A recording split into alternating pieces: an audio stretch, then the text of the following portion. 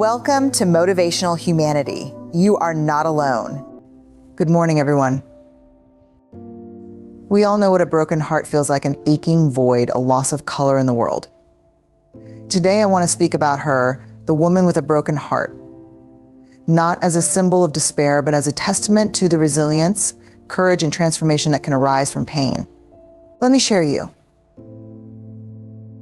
When her heart broke, it wasn't because she was weak or inadequate. It broke because she dared to open it to love, to trust, and to believe in something deeply enough that its loss left a mark. In our culture, we are often taught to fear brokenness, to see it as a flaw or a sign of failure. But brokenness is not failure, it's part of being human. It's the price we pay for caring, for risking, for showing up fully in our lives. A heart that has never been broken is a heart that has never truly lived.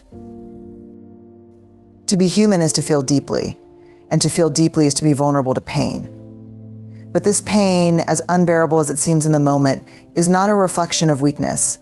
It's evidence of how much something mattered, how much love was invested, how deeply we were willing to connect. Brokenness is a teacher, not a punishment. It teaches us about our limits, yes, but also about our boundless capacity to endure, to adapt, and to grow. In the cracks of her heart, she finds not a void, but a mirror reflecting her courage it takes to open herself to a world that doesn't guarantee safety. There's no shame in being broken. The shame lies in believing that our value is tied to being unscathed. But the truth is, our scars tell our stories. They speak of battles fought, lessons learned, and the resilience to keep going even when life felt impossible. When we allow ourselves to view brokenness, not as a failure, but as an integral part of the human experience, we start to see its beauty. Brokenness shapes us, molds us, and allows us to become something more authentic and profound. It's through the cracks that our true selves emerge more compassionate, more empathetic, and more willing to connect with the brokenness in others. So when she feels broken, let her remember this isn't the end of her story. It's a chapter, a messy, painful, transformative chapter that will lead her to a deeper understanding of herself and her place in the world. Brokenness doesn't mean she's weak, it means she's human, and that is more than enough. After heartbreak, the story she tells herself can become the foundation of her healing or the chains that keep her bound to pain. In the silence after loss, the mind is quick to fill in the gaps with narratives. I wasn't enough. I failed. I'll never trust again. These stories often emerge from fear and self-doubt, but they feel real, so real that they can define her reality if left unchecked. The power of these stories lies not in their truth, but in her belief in them. What she believes shapes how she perceives herself, others, and the world around her. If she tells herself that heartbreak is proof of her inadequacy, she begins to view herself as unworthy of love. If she believes the pain is permanent, she might stop searching for joy altogether. These narratives don't just describe her experience, they create it, shaping her thoughts, emotions, and choices. But here's the remarkable thing: she has the power to rewrite those stories. While she may not control the heartbreak itself, she has complete authority over the meaning she assigns to it. Instead of saying, I wasn't enough, she can choose to say, I gave my all, and that matters. Instead of saying, I'll never trust again, she can say, I'm learning how to discern who truly deserves my trust. The words she uses with herself are not just a reflection of her reality, they are tools to create it. This doesn't mean ignoring the pain or pretending it didn't happen. It means allowing herself to grieve fully while also recognizing that the story is not finished. The chapter on heartbreak is just one part of her journey, not the whole book. By choosing compassion over criticism and curiosity over judgment, she begins to write a narrative that serves her healing instead of hindering it. Rewriting her story takes courage. It's easier to stay in the familiar pain of old narratives than to risk imagining something different. But the act of choosing a new story, one rooted in self-worth and possibility, is a radical form of self-love. It's an act of reclaiming her power, refusing to let heartbreak be the defining feature of her life. When she begins to tell herself that heartbreak isn't a dead end, but a turning point, something shifts. The wounds remain, but they start to become windows openings to growth, new perspectives, and deeper connections.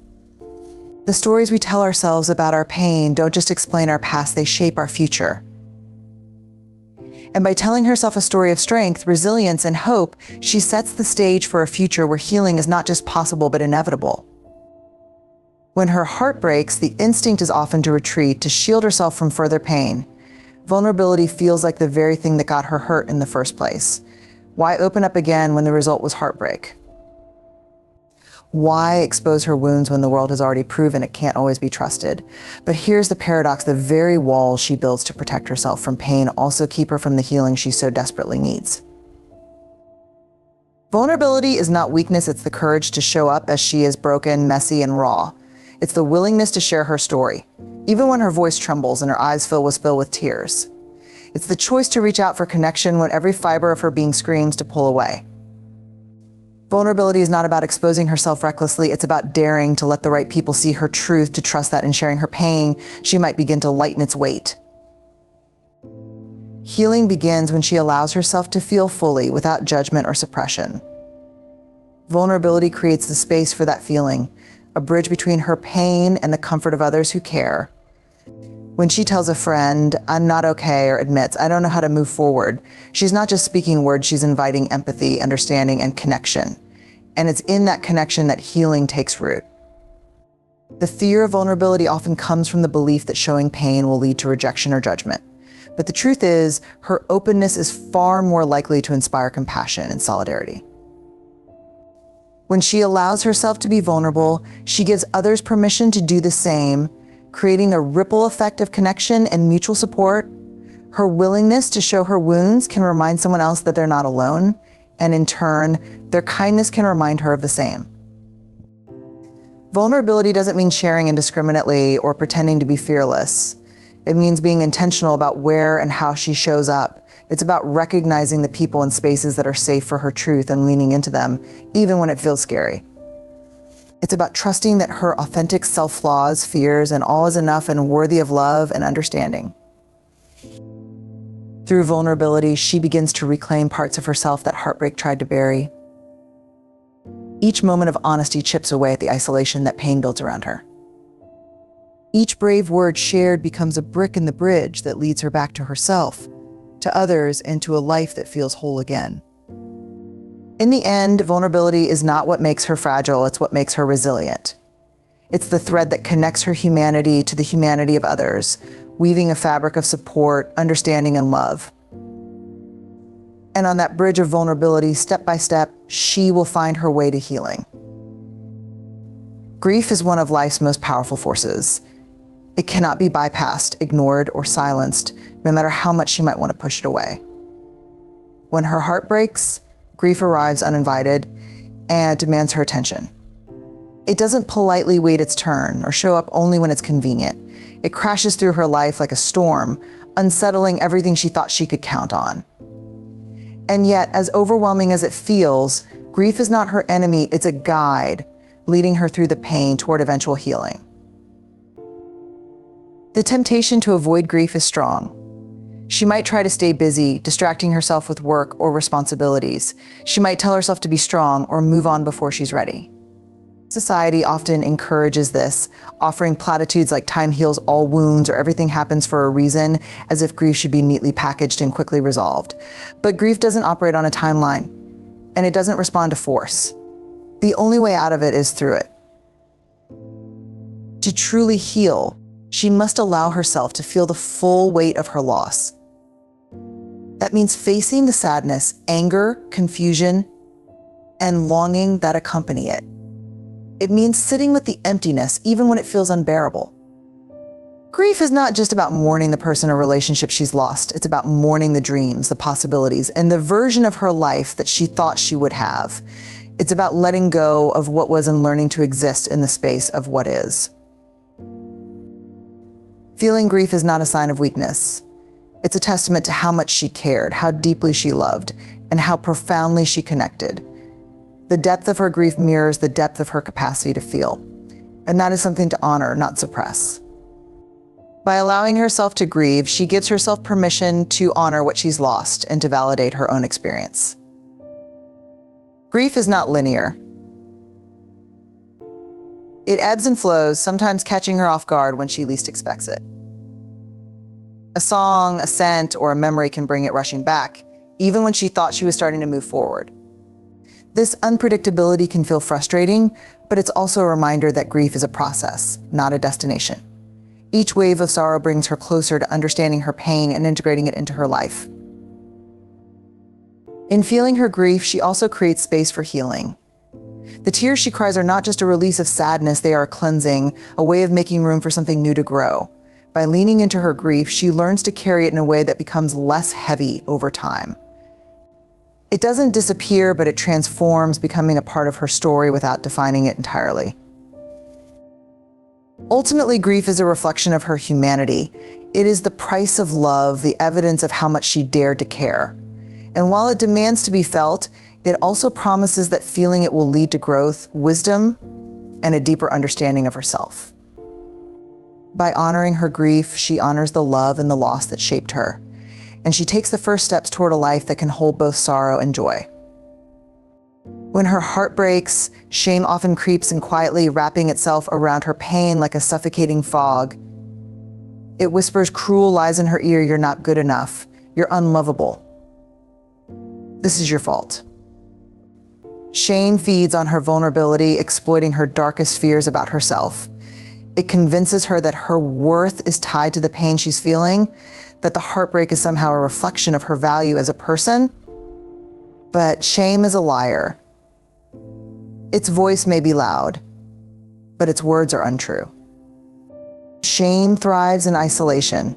It grows stronger in the silence of unspoken fears and unshared stories. It tells her to hide her pain, to put on a brave face, to pretend she's fine, even when she's falling apart inside. Shame convinces her that if anyone truly knew her struggles, they would judge or reject her. This isolation only deepens the wound, making her feel more alone and more unworthy.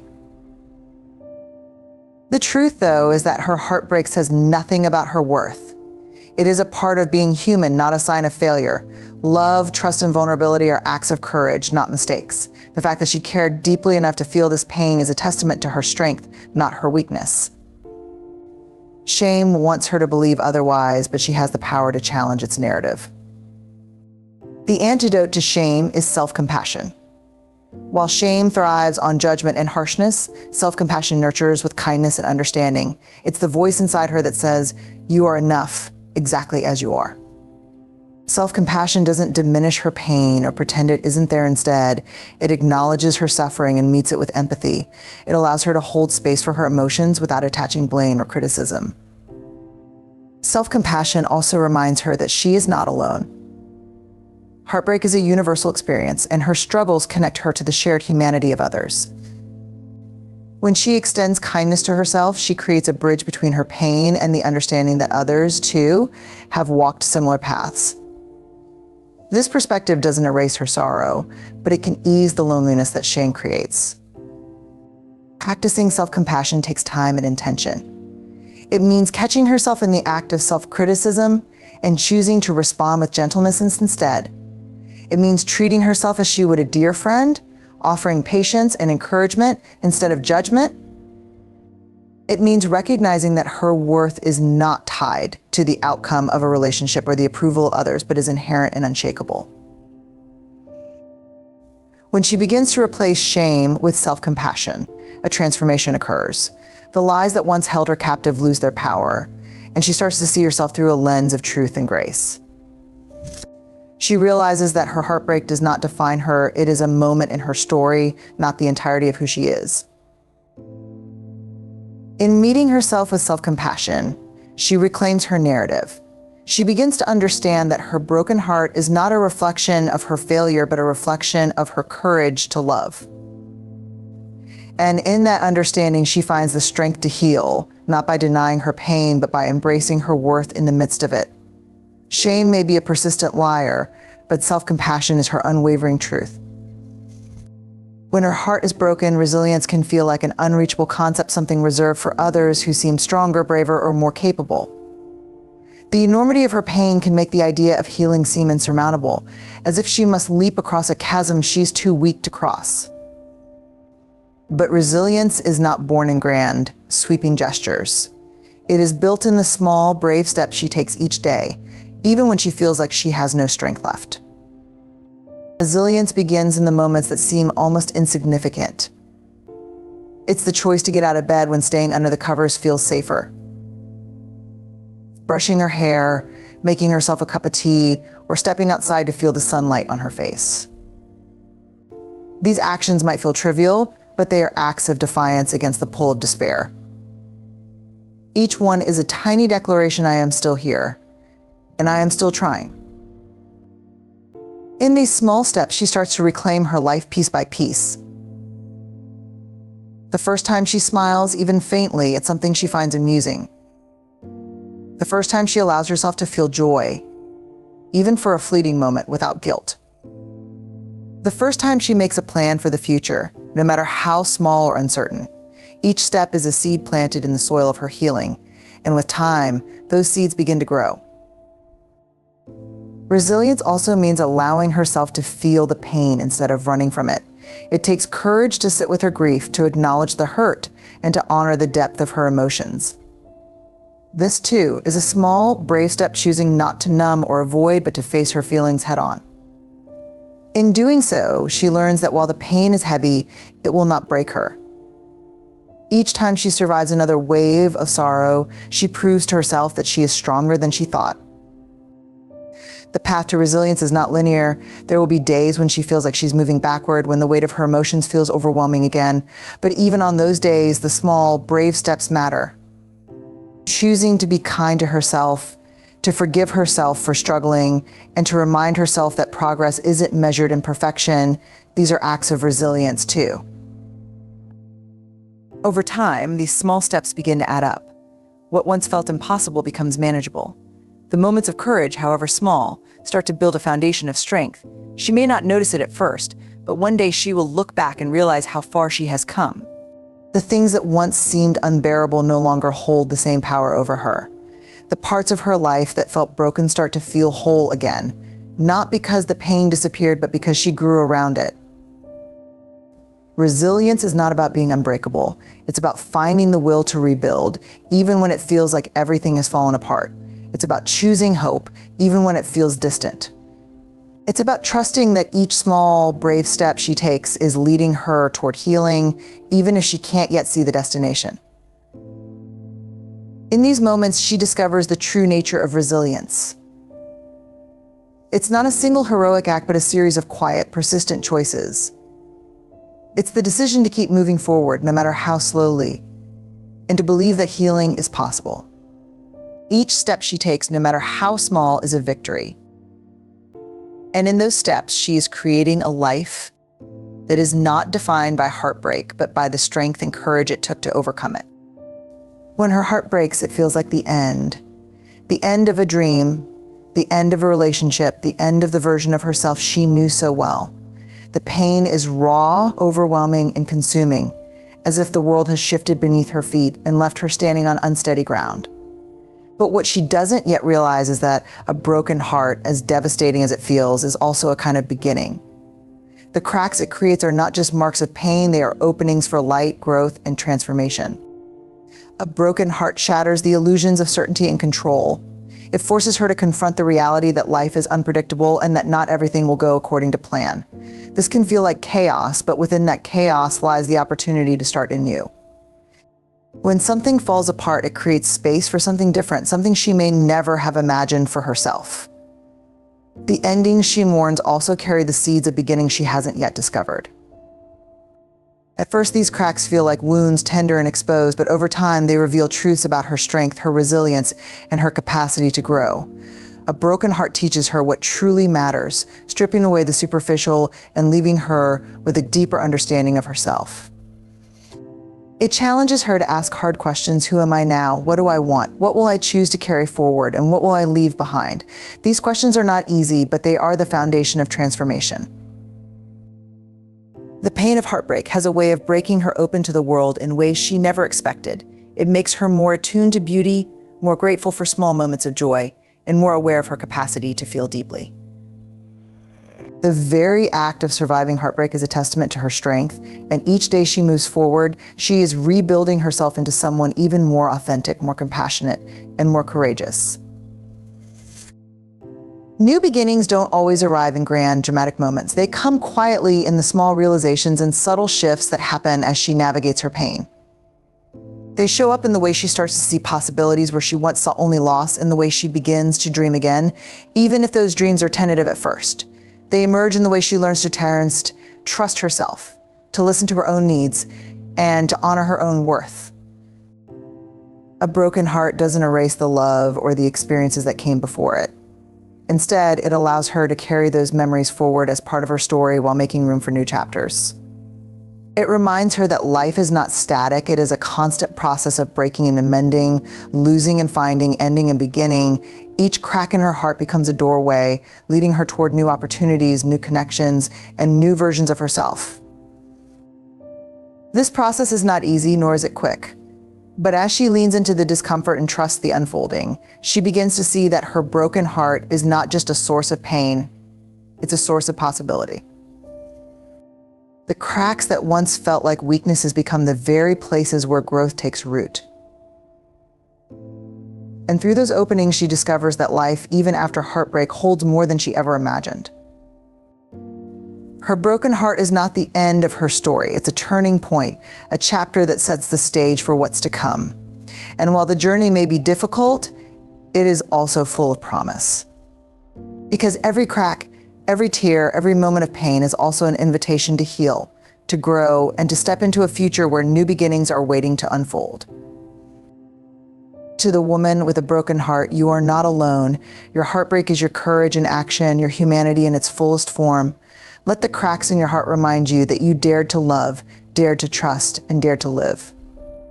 And as you rise, may you discover that what feels broken is actually where your truest self is born. Thank you.